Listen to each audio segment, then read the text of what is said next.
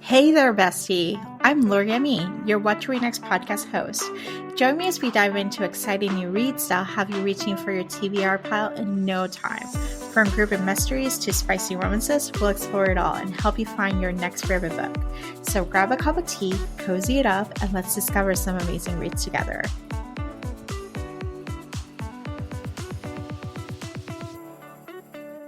Welcome to the show! I am so happy to have you back. I am so excited to chat about historical romances. It is something that I actually love reading. I don't read that often, but it's something that I just need to go back to it. And after watching the first 3 episodes of the Bridgerton season 3, I'm like, oh my gosh, give me Regency, give me Wallflowers, give me Rakes, give me like a marriage of convenience. It's such an obvious thing. Fake engagements and lessons in seduction teach me how to be seductive and get married in the marriage mark. Loved it, love it, love it. In a previous episode, I talked how I did not watch the second season of Bridgerton. I watched the first couple episodes. I was annoyed at the love triangle, felt that it was unnecessary, could not care less about sisters fighting for a man. That's just like not for me. The love triangle, I don't mind. Here's the thing, I don't mind cheating. It's not a trigger for me. It just is. But I don't like sisters fighting for a man for attention. It's just icky. I am of the belief that my parents raised us, my brother and I, cradle to the grave, so we have each other's back. We may not be best friends, we may not be even friends, but we actually have each other's back. And so having a conflict like a man coming in between them, it feels like icky.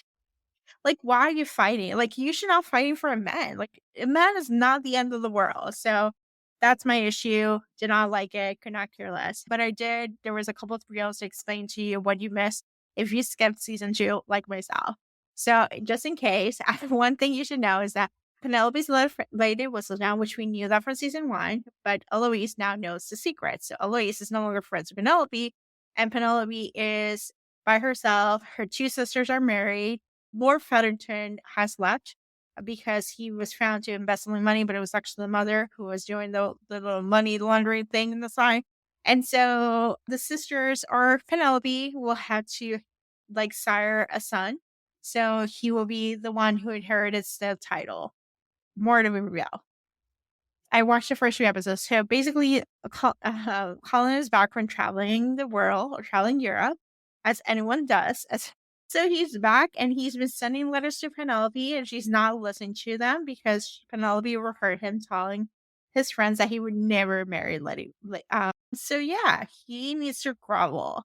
And so Penelope's like, I need to find a husband. I got money. I'm going to get a new dress. I'm going to get a makeover and I'm going to find a husband. And she's a wallflower. So it's hard to get out of the wall into this new place where she's connecting with other potential suitors. So that's where we are. And so Colin offers, as a rakish as this does, and he's his friend. He's like, I can teach you how to get a husband. And so that's the story. And as we know, feelings will ensue and lots of sexy times will happen. I watched the first 3 episodes, and the reason why I have not watched the care scene and the 4th episode is not because it's boring. It's because I don't want to wait. I'm trying to be able, because I know it's like a cliffhanger. I don't want to be like, okay, and then I have to wait a month to get the next few episodes. So I'm waiting for them so that I'll have 5 episodes to binge once they're all ready to go. And in between, I'm going to share 9 book recommendations for Bookish, Rake, and Wallflowers for you to read while waiting for Bridgerton season 3. These are similar tropes to Colin and Penelope.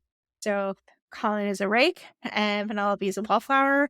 And a Rake is someone who is kind of like a womanizer. He's basically going to the brothels and sleeping around and has the pick up the wallflowers, pick up the ladies in the space. Like that's how Colin is in the first episode. And Penelope is holding on the water and the wallflower. She's not dancing. She's not talking. She's trying to talk to people, but it's a little bit more difficult now to do it. So let's get to the recommendations. The first book I want to recommend is How to Win a Wallflower with Samara Parrish. Samara Parrish was actually a guest on the show back in the day, and her episode will be linked in the show's playlist. Every episode that I'm going to share solo shows, I'm going to try to include a playlist of past episodes for you to go back and binge for your perusal. So if you want to hear Samara's take on her writing process, writing historicals, as well as her book recommendations, listen to that episode. But let's talk about how to win at Wallflowers. So in this case, is John Ben Bainsworth, a newly inherited and thrust into London society, faces crumbling estates and unwanted engagement to his late brother's unpleasant fiancée. Her dowry could save him, but at a great personal cost. Enter Lady Charlotte Sterling, vivacious and charming, who proposes a daring solution to John's financial woes. Despite his growing feelings for her, John must keep his emotions in check. Carol is aware that she shouldn't fall for John, her brother's best friend and enemy's fiancé. Focuses on solving the problem. Yet, the more she helps him, the harder it becomes to let him go. So, this is like a little bit angsty. We're not supposed to have feelings, but at the same time, we can actually work this out. And I need someone who can actually give me some money. So, God bless, poor people in London society, poor men in London society who need a woman to fix his problems.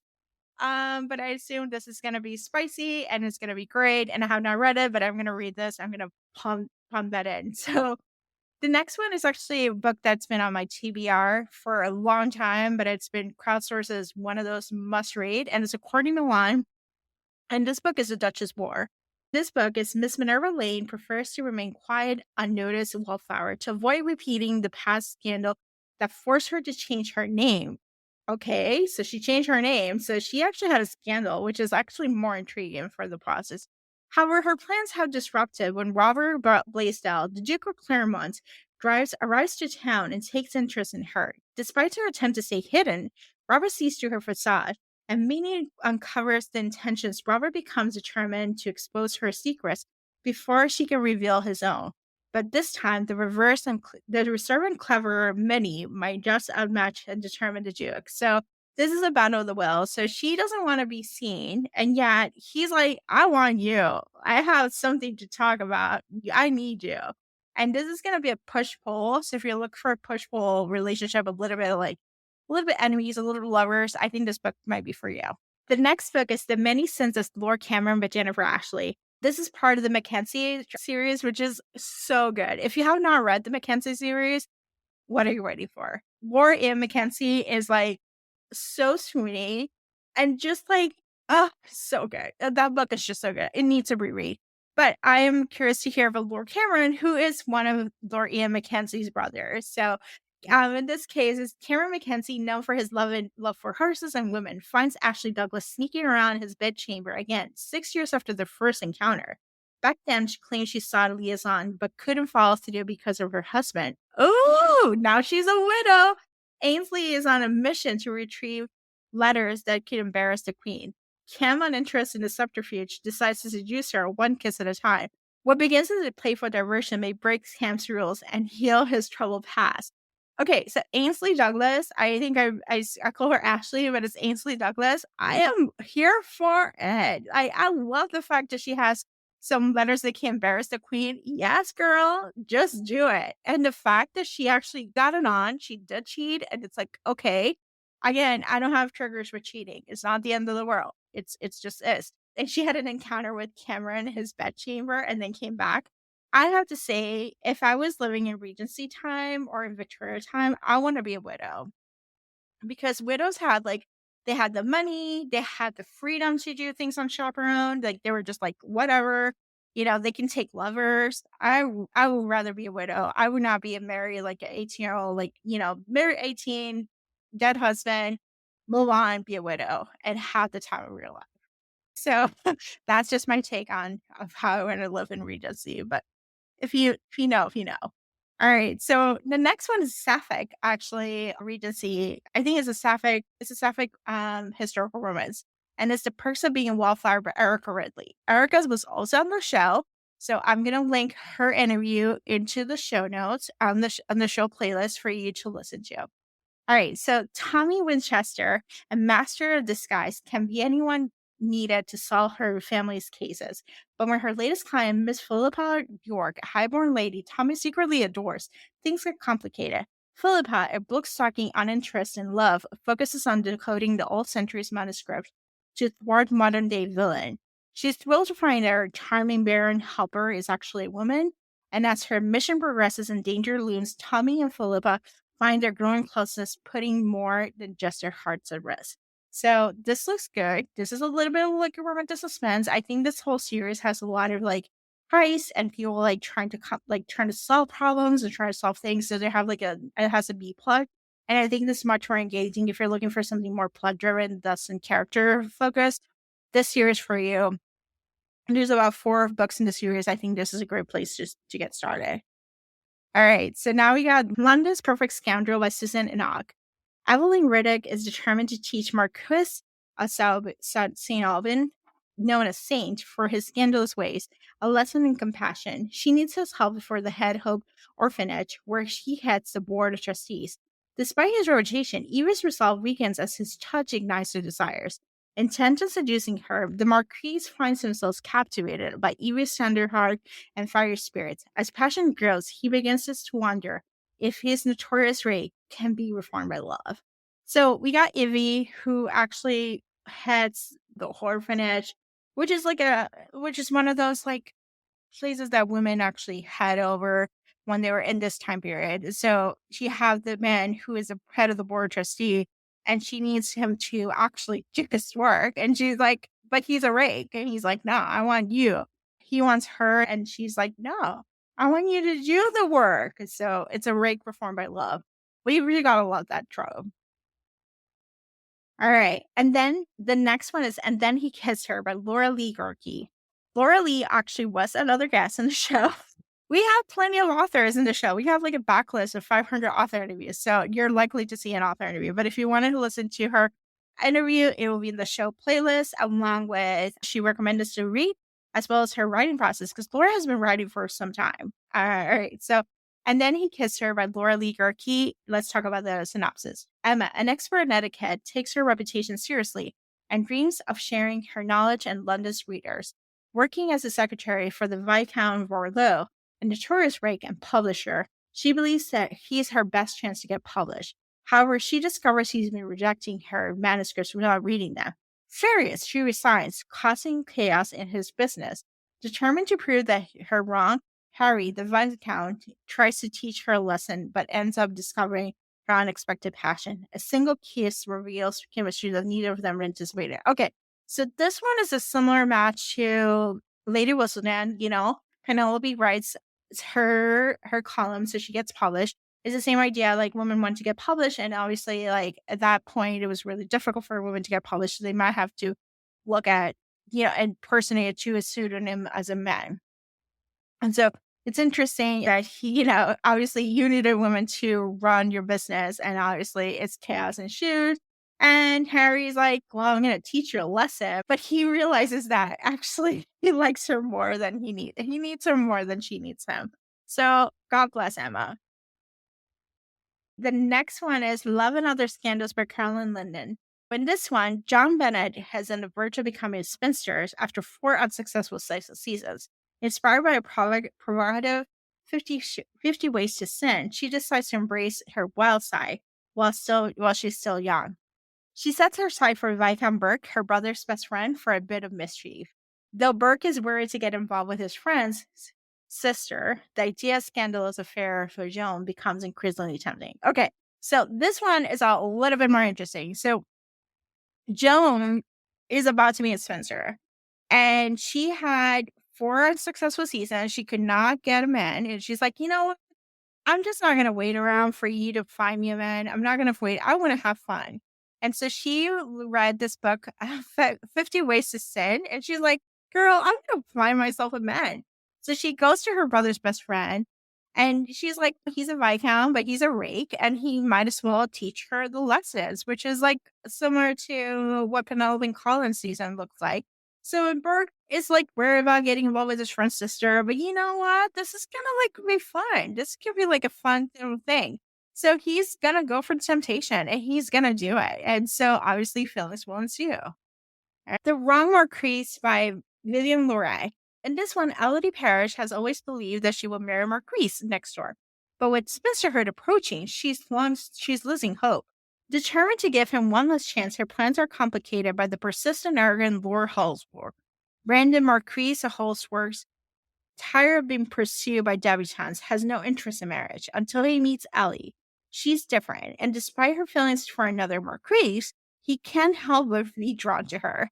And they spend more time together researching for her book. Ellie begins to question her heart and wonders she might be falling for the wrong Marquise. So, God bless this story. So, Elodie is basically, she thinks that she's going to marry her next door neighbor, who happens to be Marquise. But the guy has not done Eddie's job. So Spencer her is approaching and she's like, okay, this doesn't look good. So she connects with Laura Holtzworth, which is another Marquise, but not her neighbor.